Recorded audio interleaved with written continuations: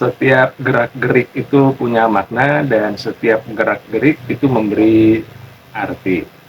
Kali ini saya sedang membaca buku yang terjemahan di bahasa Indonesia adalah Seni Komunikasi yang Karismatik oleh Vanessa Van Edwards, yang kalau judul asli versi bahasa Inggrisnya itu adalah Cues, ya. Ini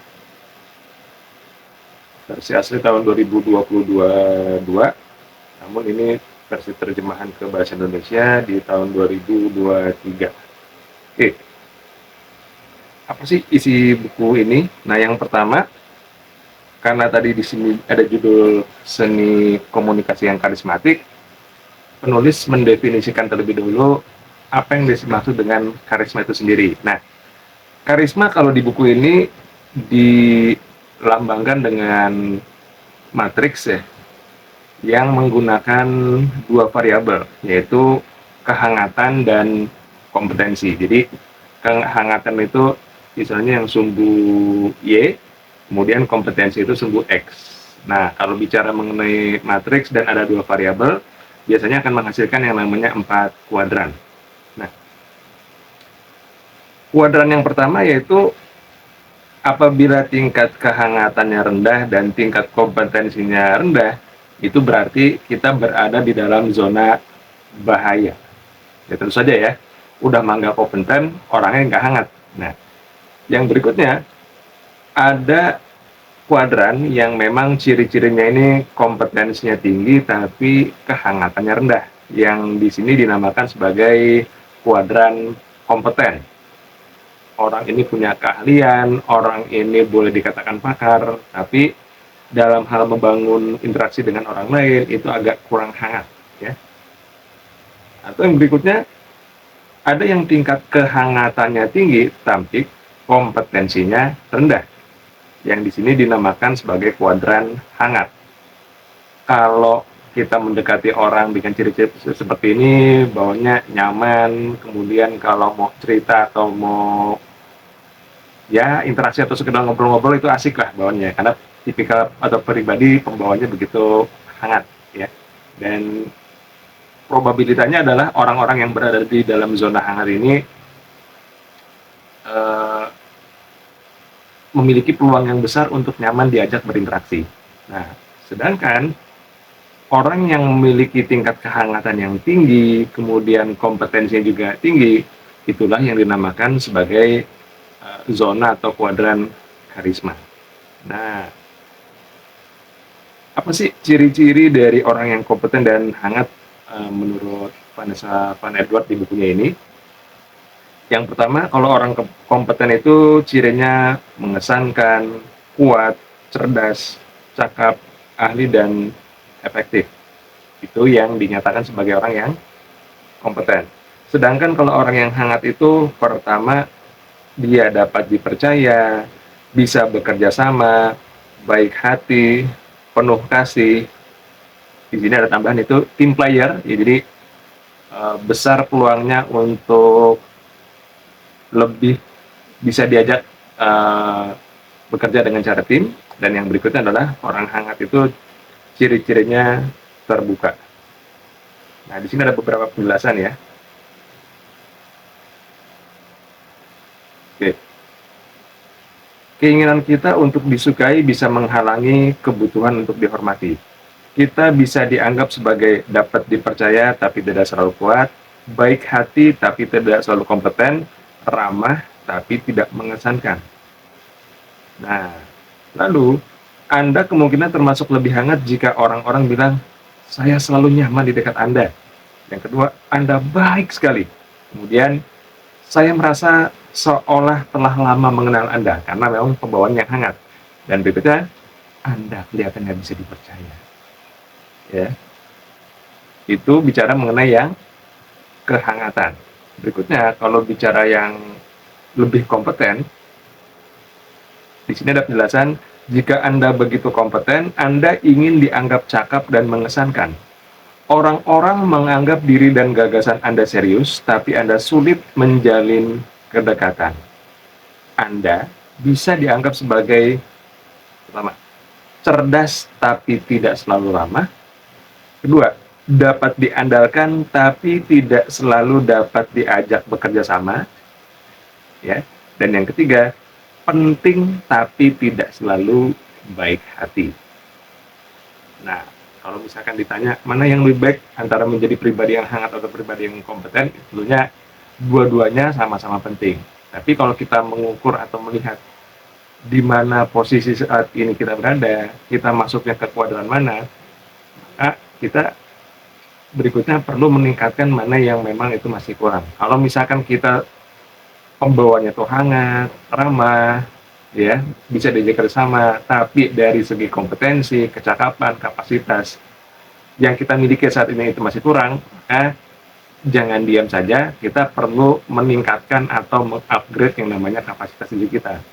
Begitupun sebaliknya, kalau kita adalah orang yang kompeten, ya, namun perlu disadari di sini juga ciri-ciri orang yang memiliki kompetensi yang tinggi tapi dia tingkat kehangatannya kurang adalah bisa menjadi orang yang diandalkan tapi sulit untuk dapat bekerja sama. Maka kita perlu melatih, katakanlah misalkan melatih yang namanya kecerdasan emosional, kecerdasan sosial, supaya selain kita bisa diandalkan, kita pun bisa melakukan yang namanya fungsi kerjasama di dalam tim, sebagaimana ini merupakan salah satu hal yang diperlukan di dalam organisasi. Ya. Nah, kemudian di sini juga sama ya, ada penjelasan kalau misalkan kita orang yang lebih kompeten, orang-orang itu akan bilang kurang lebih dengan kalimat-kalimat, saya nggak pernah paham apa yang Anda pikirkan. Wow, saking orang yang memiliki kompetensi yang tinggi ini bisa memikirkan apa yang memang tidak terpikir oleh orang-orang yang tidak memiliki kompetensi tersebut. Nah, yang berikutnya, Anda agak mengintimidasi saya. Nah, boleh jadi karena seseorang itu merasa kompetensinya tinggi, ya, maka ketika menyampaikan sebuah informasi, sebuah ide atau sebuah gagasan, itu ada kecenderungan mengintervensi dengan catatan kalau memang tingkat kehangatannya itu rendah. Berikutnya, Anda sulit dipahami. Ya, karena memang kalau orang yang tingkat kehangatannya rendah, cenderung ada potensi saat menyampaikan sesuatu, saat berbicara sesuatu, itu tidak memperhatikan dengan siapa dia sedang berbicara. Yang alhasil, mungkin saja ada istilah-istilah, terminologi yang memang berkaitan dengan teknis atau bahasa lainnya, nah bahasa teknis banget, itu tidak dikonversi atau tidak diterjemahkan ke bahasa yang umum. Seperti itu.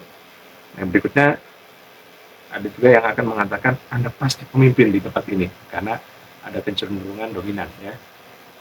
Nah, kemudian ketika Anda membaca buku ini sampai akhir, ini di bagian menjelang penutup ada sebuah kesimpulan yaitu judulnya cara terbaik mempraktekkan isyarat. Oke. Nah, penjelasan yang terdapat di buku ini, ahli fisika Heinrich Hertz, ini Hertz atau Hertz bacanya, melakukan studi gelombang elektromagnetik selama bertahun-tahun. Pada tahun 1889, dia membuat penemuan yang menakjubkan. Pertama, dia mendemonstrasikan keberadaan gelombang elektromagnetik yang mengubah cara komunikasi dunia selamanya. Namun Hertz tidak melihat nilai dalam gagasannya. Jadi punya temuan yang hebat, tapi dia merasa bahwa temuannya itu nggak bernilai. Ya. Saat ditanya tentang pentingnya penemuannya, dia berkata tidak ada gunanya. Saat ditanya tentang penerapannya pada gelombang radio, dia menjawab, kayaknya nggak ada deh. Atau bahasa resminya, saya pikir tidak ada, gitu ya. Tidak ada. Dia tidak tahu bahwa penemuannya akan mendorong inovasi dalam bidang komunikasi, hiburan, dan bahkan peperangan selama beberapa dekade. Pada tahun 1930, rekan-rekannya memberinya penghargaan dengan menempelkan namanya ke dalam unit frekuensi. Ya, jadi satuan Hertz itu ya. Hertz meremehkan diri dan karyanya sendiri. Dia tidak melihat potensi dari gagasannya. Dia merendahkan eksperimennya sendiri. Nah, dalam bahasa ini, saya sering bertemu orang-orang seperti Heinrich Hertz, pemikir brilian, kreatif, inovatif, yang meremehkan dirinya sendiri, meragukan bakatnya, dan merendahkan karyanya. Jadi, Ada aja orang yang mungkin keren secara pemikiran, secara ide, secara inovasi, tapi seringkali merasa bahwa gagasan atau pemikirannya itu merupakan sesuatu yang kalau bahasa anak zaman sekarang tentang misalnya, ah udahlah cuma gini doang. Menurut dia, yang bisa jadi sesuatu yang sederhana itu atau sesuatu yang nggak bermakna bagi orang lain itu jangan-jangan punya makna, ya, memberi nilai. Nah, kemudian ini dikisahkan tentang percakapan dengan si Heinrich Hertz ini ya. Hentikan, ide Anda layak untuk dibagi, Anda layak dihormati, dianggap serius dan diakui atas kerja keras Anda. Ya. Kemudian setiap isyarat ini begitu sering membantu saya. Isyarat-isyarat yang telah saya bagikan adalah isyarat yang saya gunakan sebelum rapat, panggilan video, ataupun percakapan penting. Nah, ini menurut si Vanessa Van Edwards, harapan saya adalah semua isyarat karisma ini bisa membantu Anda itu maksudnya si pembaca ya, dan orang lain merasa lebih percaya diri pada ide kalian sendiri. Isyarat kompetensi membantu orang menganggap Anda serius, menghormati ide Anda, dan meningkatkan kredibilitas Anda. Itu isyarat kompetensi. Sedangkan isyarat kehangatan akan membantu orang lebih percaya pada Anda, ingin bekerja dengan Anda, dan semangat akan ide-ide Anda. Namun, isyarat itu kuat hanya jika Anda menggunakannya. Sebagaimana kaidah atau prinsip, ilmu itu akan sangat bermanfaat apabila terimplementasikan. Ya. Oke, ini adalah contoh yang bisa Anda ingat untuk mengaktifkan isyarat Anda. Ini ada cara yang memang disampaikan ya. Ada beberapa aturan. Yang pertama, ada aturan 1, yaitu harapkan yang terbaik judulnya. Belajar membaca isyarat bukan berarti mengamati dengan detail semua orang yang Anda temui. Nah, jadi jangan mentang-mentang kita telah mempelajari ilmu isyarat, bahasa tubuh, atau segala macam, justru malah membuat kita seperti observer atau pengamat yang tingkatnya teramat sangat tinggi gitu ya. Jadi ketika berinteraksi dengan orang, lihatin dari ujung rambut sampai dengan ujung kaki, tiap gerak-gerak sedikit itu langsung diperhatikan, bahkan menerjemahkan ini maksudnya apa ya, ini maksudnya apa. Yang alhasil malah membuat interaksi antara kita dengan orang lain justru malah tidak baik. Kenapa? Karena bisa jadi mereka yang diamati seperti itu justru malah dalam posisi tidak nyaman. Ini ngapain sih ini begitu amat gitu ya. Oke. Lanjutannya adalah tentang membuat momen kejutan. Ini bukan tentang menemukan orang yang berbohong atau selalu mencari ketidakjujuran.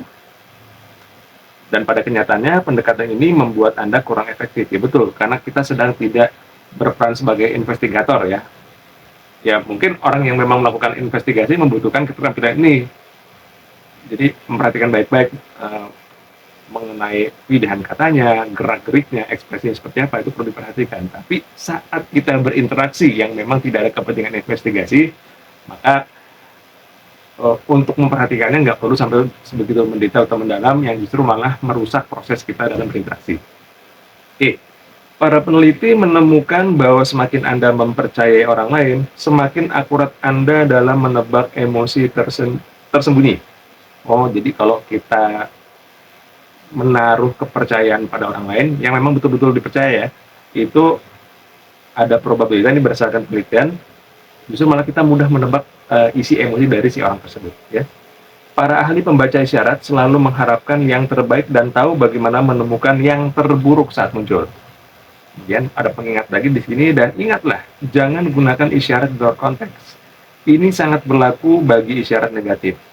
Sebelum mengambil kesimpulan apapun tentang isyarat negatif, tanyakan pada diri sendiri apa yang akan terjadi. Apa yang orang lain alami sebelum bertemu dengan Anda? Apakah mereka baru bertengkar dengan pasangannya? Apakah mereka baru turun dari pesawat? Apakah mereka gagal dalam pekerjaan? Jika Anda melihat isyarat negatif, cari tahu konteks dan cerita di baliknya terlebih dahulu. Jadi, sebagaimana kalau kita sedang berinteraksi dengan orang lain, namun ada entah gerak-gerik, ekspresi wajah, ataupun pilihan verbal mungkin ya, yang itu ada kecenderungan negatif, intinya sih jangan tergesa-gesa untuk menyimpulkan. Karena yang perlu diperhatikan adalah pada saat kita mengkonfirmasi, pada saat kita menaruh prasangka seperti itu, efeknya apa buat kita dan efeknya buat dia itu seperti apa. Karena kita nggak akan selalu tahu apa yang terjadi dengan seseorang sebelum terjadinya pertemuan dengan diri kita. Bisa jadi ada orang yang kelihatannya biasa aja tapi sebelumnya mendapatkan sesuatu yang menyenangkan. Bisa. Atau jangan-jangan mengalami konflik apapun itu sebelum mereka berinteraksi dengan diri kita. Yang akhirnya walaupun pada saat bertemu dengan kita mencoba untuk menyesuaikan konteks pertemuan, itu bisa jadi ada beberapa isyarat-isyarat yang memang eh, tertinggal lah atau bahasa lainnya tertampakkan. Ya. Nah, kemudian aturan kedua, jangan berpura-pura. Mempelajari isyarat bukanlah pura-pura menjadi lebih cerdas atau lebih disukai dari yang sebenarnya. Jadi jangan mentang-mentang pengen masuk ke circle orang-orang yang kompeten, kemudian kita berlagak seperti orang-orang pintar gitu ya.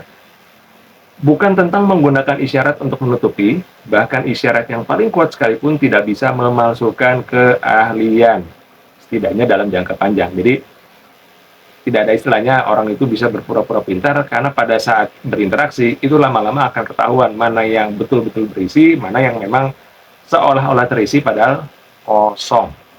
Ya. Jika Anda tidak merasa benar-benar kompeten, jangan berpura-pura. Ya betul nih. Kalau memang kita nggak ngerasa kompeten, jangan pura-pura. Itu apa? Lebih baik kita meningkatkan kompetensi. Entah itu belajar, kemudian berinteraksi dengan orang lain, kemudian apapun lah itu yang bisa dilakukan supaya kita semakin menjadi kompeten di bidang kita. Isyarat kompetensi akan membuat Anda kelihatan sedikit lebih kompeten, tapi akhirnya akan ketahuan juga. Nah, jadi isyarat kompetensi kalau kita mengambil atau menggunakan isyarat-isyarat yang akan menunjukkan diri kita adalah orang yang kompeten, itu akan membuat kita terlihat orang yang kompeten, tapi ujung-ujungnya akan ketahuan juga. Ya memang perlu dinyatakan dengan penuh kejujuran juga itu ya. Kalau bisa, kalau enggak.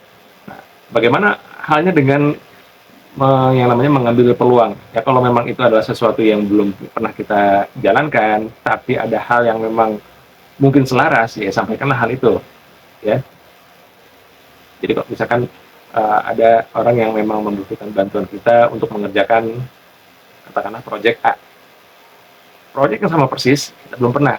Tapi kalau memang ada ranah-ranah yang memang ada irisan atau kemiripan, tapi kita belum ada pengalaman, istilahnya portfolio di hal itu belum terbangun, ya sampaikanlah apa adanya. Jadi jangan pura-pura bahwa kita itu mengerti atau menguasai, karena pelan-pelan juga akan ketahuan juga.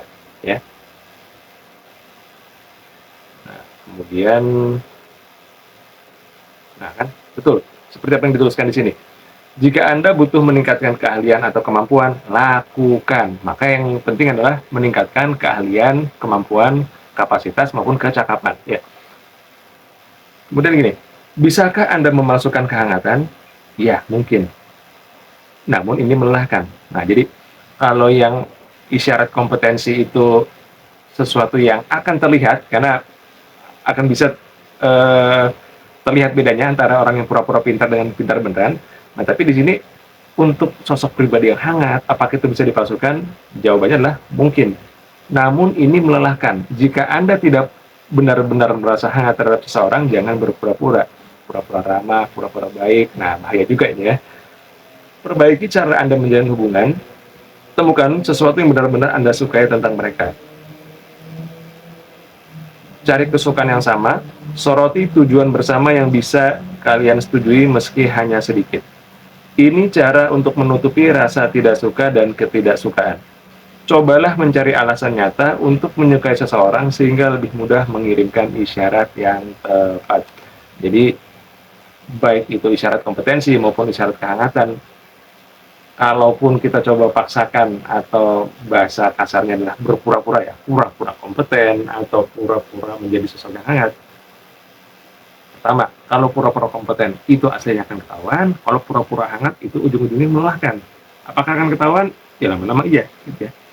Maka untuk dua hal ini itu adalah sesuatu yang memang perlu diasah terus dan juga dibangun atau ditingkatkan secara berkelanjutan, walaupun boleh jadi ini bukan suatu hal yang mudah ya.